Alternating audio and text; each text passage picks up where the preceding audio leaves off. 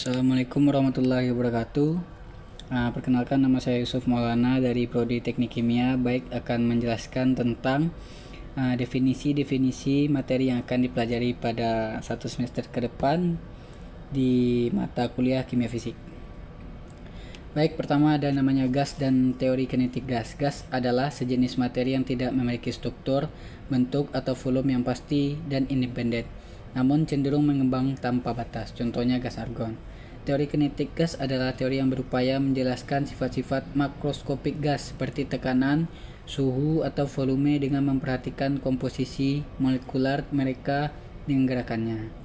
Selanjutnya ada termodinamika. Termodinamika merupakan bagian dari cabang fisika yang namanya termofisik.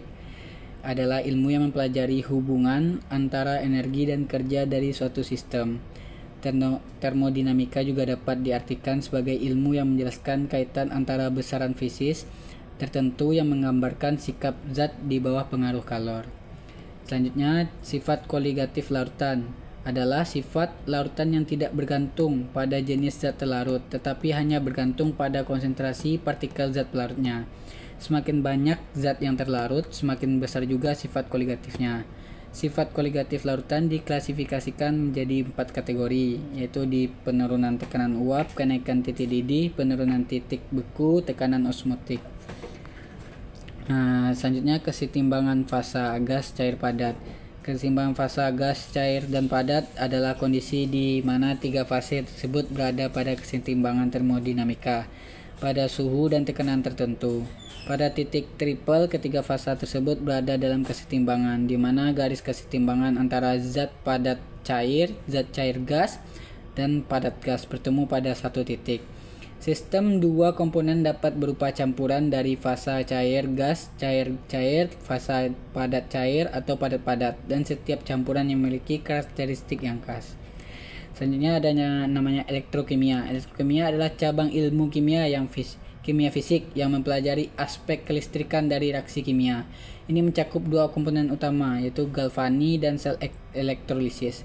Galvani yang adalah menghasilkan listrik karena reaksi spontan, sedangkan elektrolisis menggunakan energi listrik untuk memicu reaksi kimia yang tidak spontan.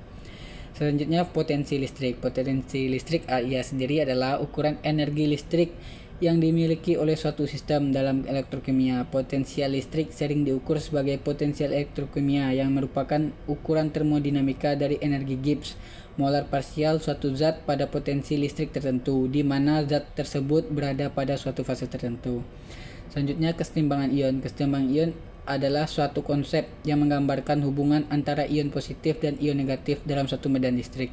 Ion positif dan negatif akan mencoba mencapai kesetimbangan dalam medan listrik yang disebut dengan kesetimbangan elektron.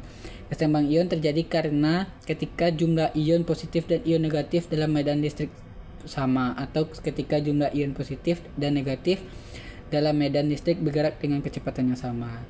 Selanjutnya ada namanya konduktivitas listrik, adalah kemampuan suatu bahan untuk menghantarkan arus listrik. Konduktivitas listrik didefinisikan sebagai rasio dari rapat arus terdapat kuat medan listrik. Semakin besar konduktivitas suatu bahan, semakin baik kemampuannya dalam menghantarkan arus listrik. Selanjutnya ada namanya kinetik kimia, adalah suatu studi tentang laju reaksi dan perubahan konsentrasi reaktan atau produk sebagai fungsi dari waktu. Hal ini melibatkan pemahaman terhadap energi yang terlibat dalam reaksi kimia, mekanisme berlangsungnya proses tersebut, serta faktor-faktor yang mempengaruhi laju reaksi seperti suhu dan konsentrasi. Selanjutnya yang terakhir yaitu proses reversibel dan irreversibel. Proses reversibel adalah proses yang dapat dibalikkan sepenuhnya, sehingga di sistem dapat dikembalikan keadaan awalnya tanpa adanya perubahan neto. Sebagai contoh, proses perluasan gas ideal secara perlahan dan terkontrol.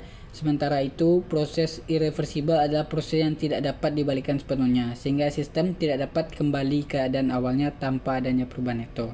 Contohnya, dari proses irreversibel adalah perpindahan panas melalui perbedaan suhu, gesekan, mekanis yang menghasilkan panas, atau reaksi kimia yang tidak dapat dikembalikan ke reaktan awalnya. Baik, sampai hanya ini yang dapat saya sampaikan. Terlebih dan kurang saya mohon maaf. Assalamualaikum warahmatullahi wabarakatuh.